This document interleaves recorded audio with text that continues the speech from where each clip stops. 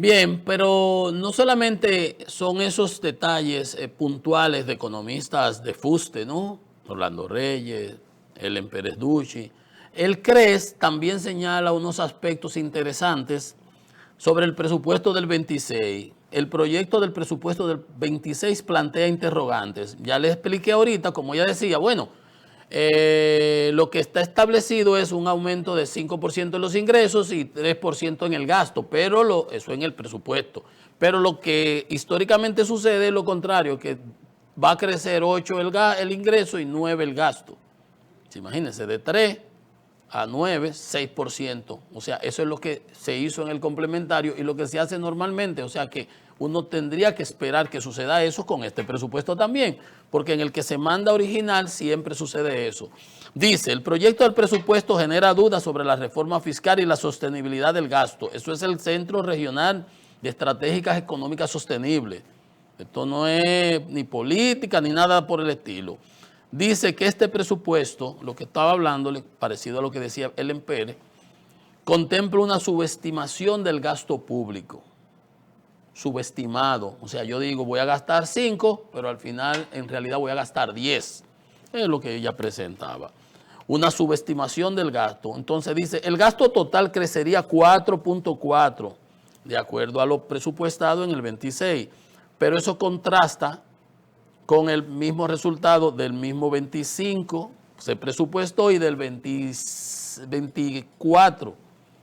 Es lo que ella decía. Ponemos 3, pero al final va a crecer 9. Dice, un aumento superior al 7%. Este es el CRES, para que ustedes vean cómo todo el mundo está en el mismo tenor. Dice, y hace una pregunta. ¿Se mantendría el gasto creciendo en esa misma proporción? Bueno, ese es lo histórico. El discurso oficial y la experiencia sugieren lo contrario. Dice, el mantra económico de los últimos meses ha consistido en que es necesario aumentar el gasto de capital, bueno, de hecho, como ya ha empezado a hacerlo Magín, como la forma de estimular la economía. Lo que decía, el problema no estaba en la sábana, el problema está en el paciente que tiene la temperatura alta. La fiebre no está en la sábana.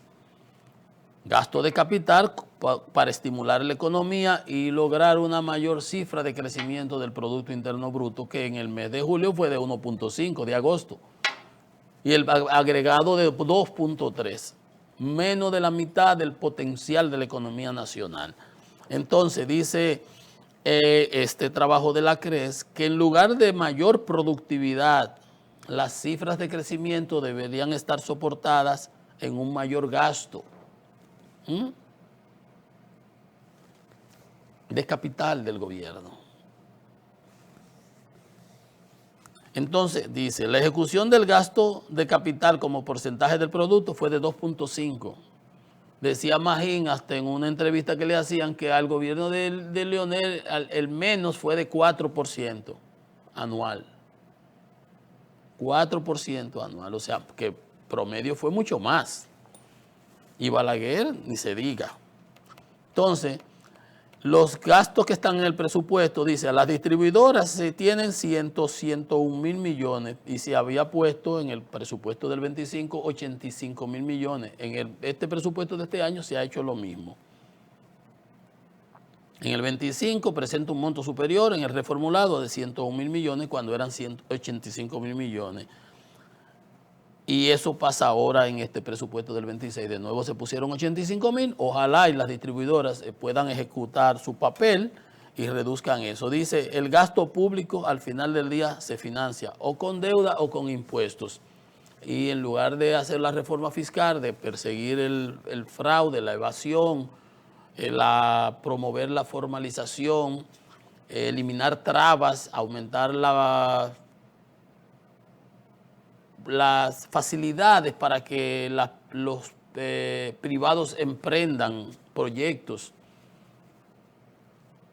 que disminuyan los costos, que se aumente la productividad, la eficiencia de la economía. En lugar de hacer eso, lo que hemos estado es endeudándonos, haciendo malabares con el Banco Central, que se inyectó 81 mil millones, que si le doy al sector construcción, a los sectores le pongo una tasa de 9% y hago una liberación del encaje legal. Cuando tiro un dinero ahí lo pongo, ¿quiénes se van? Vienen y lo buscan los grandes, los de siempre. Ya eso lo han denunciado los mismos pequeños y medianos empresarios y muchos otros.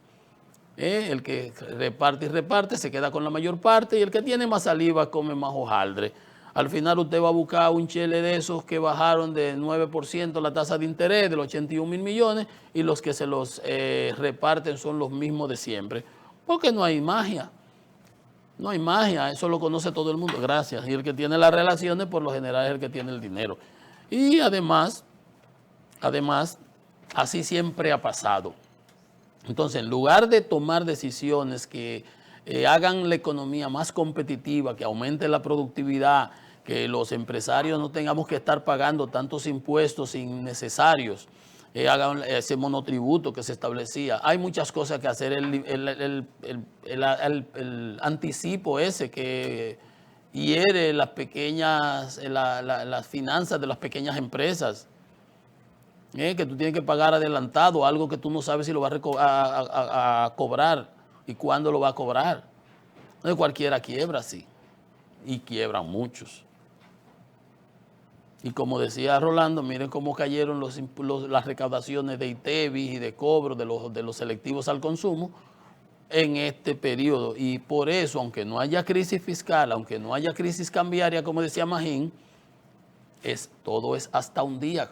Como yo le decía a cuando Hochi y Valdés señalaban, no hay riesgo, pero hubo que intervenir el mercado. Está a 63,20 ayer el dólar, pero llegó a 64. Cuando llegó a 63 en abril, mayo, el Banco Central vendió como 450 millones de dólares y logró bajarlo hasta 59, pero volvió y se descolgó de nuevo. Ahora mismo está en 63,20. Vamos a esperar a ver si se sigue manteniendo ahí o si las políticas de magia que hace el Banco Central, tiro, recojo, aprieto y aflojo, tienen más efectividad, porque no están teniéndola.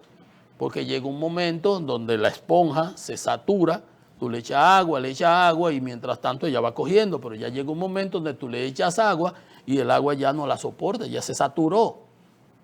Ya empieza a botarla por un lado. Y así puede ser que esté ocurriendo en la economía. Y obviamente estamos pagando ya las consecuencias. Vamos a otra pausa. Esto es Economía y Mercado.